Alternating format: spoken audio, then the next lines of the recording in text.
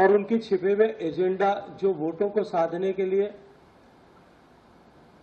तुष्टीकरण के माध्यम से समाज का बंटवारा करने के उद्देश्य से जिस तरह से षड्यंत्र पूर्वक काम किए थे, उनकी हमने बार बार आप सबके सामने चर्चा की थी मित्रों। लेकिन जब कल में दौसा में जो घटना हुई उसके बाद में राजस्थान के लाखों लाखों लोग आज द्रवित हैं, दुखी हैं, उनका हृदय चीख चीख करके रो रहा है। मैं कुछ घटनाओं का जिक्र आपके सामने उसी के क्रम में करना चाहता हूं। कल दौसा में कालाखो में एक पुजारी को उसके घर के बाहर अपराधियों ने पीट पीट करके दर्दनाक तरीके से उसकी हत्या की। हत्या इतनी विभत्स थी और उसे इतनी बुरी तरह मारा गया कि उसकी आंखें निकल करके बाहर सड़क पर गिर गई। मित्रों, ये केवल इकलौती घटना नहीं है।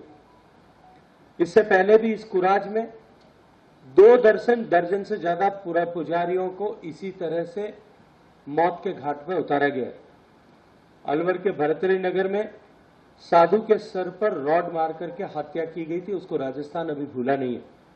20 जुलाई 2022 को हम सबके जानकारी में है कि बाबा विजयदास ने सरकार के आश्वासनों और माननीय मुख्यमंत्री जी के व्यक्तिगत रूप से दिए गए आश्वासन और भरोसे और लिखित में किए गए समझौते के फेल होने के बाद 500 से ज्यादा दिन का अनशन करने के बाद में पेट्रोल डाल करके उनको आग लगाकर आत्महत्या करने को मजबूर होना पड़ा था।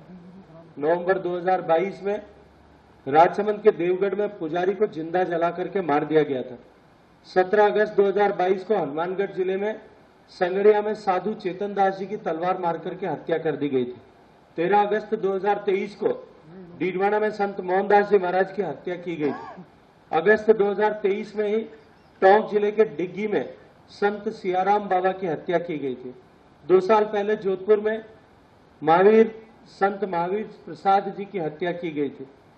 जालोर के घुमरिया गांव में 29 नवंबर को बुजुर्ग संत की चाकू घोंप करके हत्या की गई थी।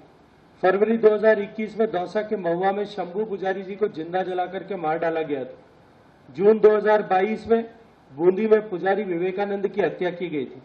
अगस्त 2021 में दिव्यांग पुजारी को देवली में दिव्यांग पुजारी की बेरहमी से हत्या की गई थी। राजस्थान में ये जो 12 घटनाएं मैंने आपके सामने रखी है, ये केवल नमूना भर मैं आपके सामने रखना चाहता था कि इस राज्य में किस तरह से, जहां सामान्य व्यक्ति तो सुरक्षित है ही नहीं, लेकिन उद्देश्य किस तरह से एक धर्म विशेष के लोगों को मनोबल को बढ़ाने के लिए और बहुसंख्यक समाज के मनोबल को गिराने के लिए षड्यंत्र पूर्वक किस तरह से राजस्थान में इन हत्याओं को कारित किया जा रहा है।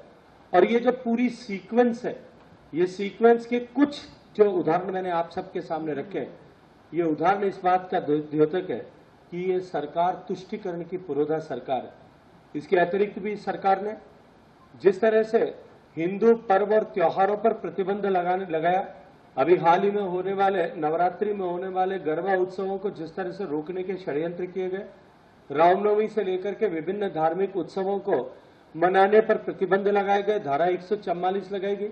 वहीं दूसरी तरफ पीएफआई के जुलूस को सम्मान पुलिस के संरक्षण में निकालने का पाप इस अशोक गहलोत सरकार ने किया है। संभावित हार जो है, जो आज अवश्यंभावी और सामने दिखाई दे रही, उस दीवार पे लिखा हुआ पढ़ा जा सकता है कि प्रचंड बहुमत के साथ में भारतीय जनता पार्टी सरकार में आ रही है। ये हार की बौखलाहट जो है, ये सरकार के मुखिया इस बौखलाहट के चलते हुए हिंदुओं की तुलना और हिंदुओं के दमन की तुलना आज आतंकवाद से करने को मजबूर हुए। जिस तरह से माननीय Welcome to K-Mall, a premium project by Kaleen Group. K-Mall is in the heart of Kolkata's electronic, garment and lifestyle hub, Khidirpur. K-Mall, which is designed as a world-class mall, is the outcome of endless effort of our experts, combined with modern superb techniques and new age design. Book now